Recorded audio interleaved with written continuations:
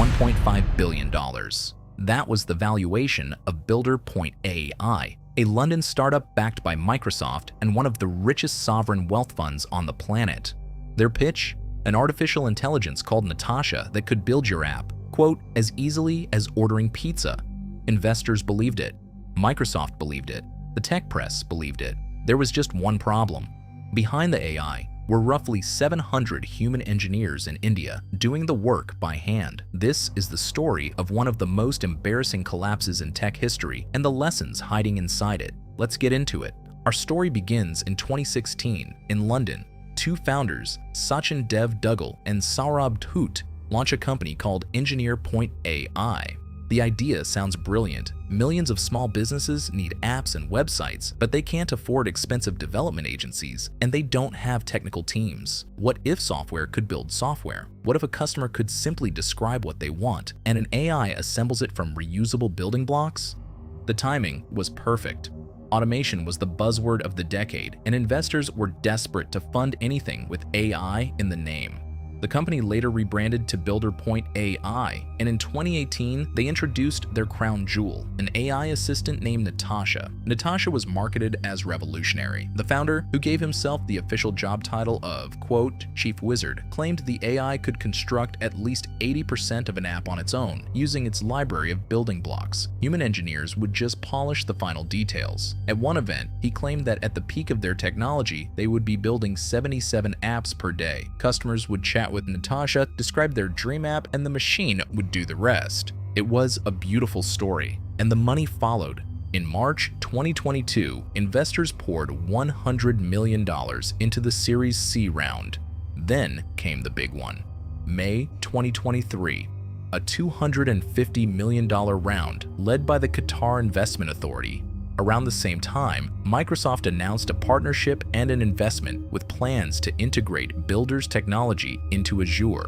In total, the company raised over $445 million. BuilderPoint AI was named alongside OpenAI and Disney on Fast Company's list of the world's most innovative companies. The valuation hit $1.5 billion, a unicorn. But here's the thing about beautiful stories. Sometimes they're just stories. Because behind the sleek marketing, behind the chatbot interface, behind the chief wizard, the reality looked very different.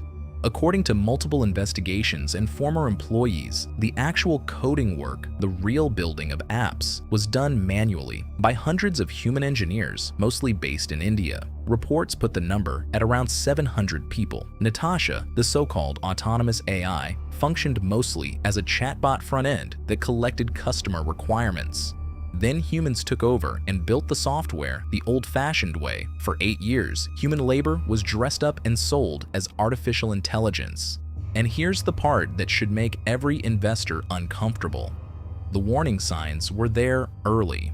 All the way back in 2019, the Wall Street Journal published an article questioning how much AI was actually in this AI company.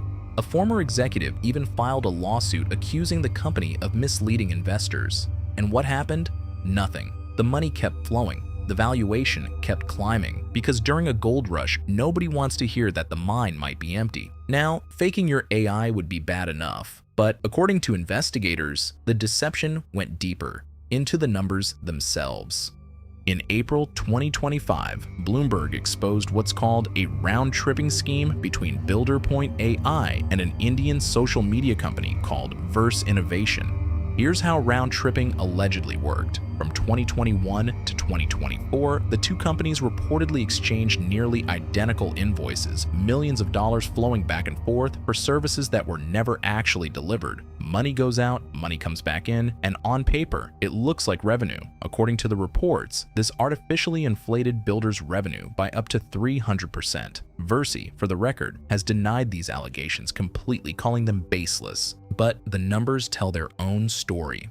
BuilderPoint AI had projected $220 million in revenue for 2024. When auditors finally dug into the books, the real figure was around $55 million, a quarter of what investors had been told. So how does a fraud like this finally unravel? Usually, it's not a journalist or a regulator, it's the money running out. In early 2025, founder Sachin Dev Dugal stepped down as CEO. His replacement, Manpreet Ratia, came in and started looking at the books. What he found, according to the Financial Times, was evidence of potentially bogus sales.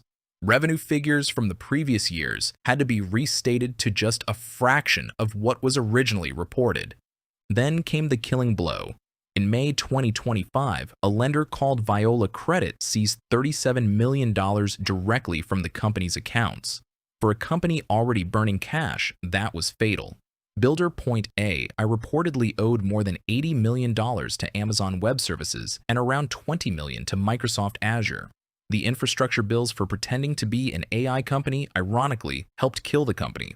Within weeks, it was over. The new CEO announced insolvency to the staff. 100% of the workforce dismissed. The website shut down. The company that was going to make building software as easy as ordering pizza filed for bankruptcy protection. And it didn't end there. The collapse triggered a U.S. federal investigation, with New York prosecutors demanding financial and customer records. The founder now faces serious legal scrutiny. Microsoft's investment, a cautionary tale. The Qatar money, gone.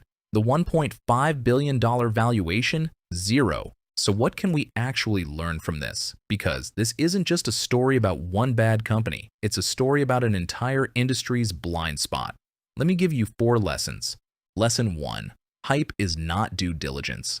Microsoft invested. A sovereign wealth fund invested. Fast Company put them next to OpenAI on an innovation list, and a newspaper had already questioned the AI claims years earlier. Everyone assumed someone else had checked. This is called social proof cascade. Big names invest because other big names invested. The lesson for you, whether you're an investor, an employee, or a customer, a famous backer is not evidence that the product works. It's only evidence that the story is good. Lesson 2. In the AI era, ask one simple question. Where is the AI exactly? This scandal gave a name to a whole category of deception, AI washing, companies claiming artificial intelligence while humans or simple software do the work. BuilderPoint AI is the most famous case, but investigators believe it's far from the only one. If a company cannot explain in concrete terms what their model does, what data it's trained on, and what happens without human intervention, you should assume the AI is marketing, not technology. Lesson 3. Revenue. You have to fake is a confession. Think about what the alleged round-tripping actually means. If the product had worked, if customers were truly getting apps as easily as ordering pizza, there would have been no need to inflate anything. Faked numbers are an admission in advance that the real business doesn't work. When a company's reported growth and its actual cash flow tell 2 different stories, the cash is telling the truth. And lesson 4. Frauds don't die when they're exposed. They die when the money stops. Remember the timeline. Questions in 2019. Lawsuit from an insider. Years of alleged invoice games. And the company survived all of it. What it could not survive was a creditor seizing $37 million. As long as new money keeps flowing, a broken company can keep the story going for years. That's why the most dangerous phase of any bubble is the moment funding gets tight. That's when the tide goes out and you see who is swimming naked. Here's the final irony of this whole story. The vision wasn't even wrong. Today, AI genuinely can generate large parts of applications. The product BuilderPoint AI pretended to have in 2018 is now, to a real degree, actually possible. They sold the future as if it were the present, burned through nearly $500 million maintaining the illusion, and collapsed right before the technology caught up. They weren't lying about what AI could do. They were lying about when. So, the takeaway, in one sentence. In every technology boom, the biggest risk isn't the companies that fail honestly, it's the ones that succeed dishonestly, right up until the moment they can't. If you found this breakdown valuable, subscribe for more deep dives into failed companies and the lessons behind them. Every week, we dissect another collapse so you can spot the warning signs yourself. Drop a comment if there's a company you want us to investigate next. Thanks for watching, and I'll see you in the next case study.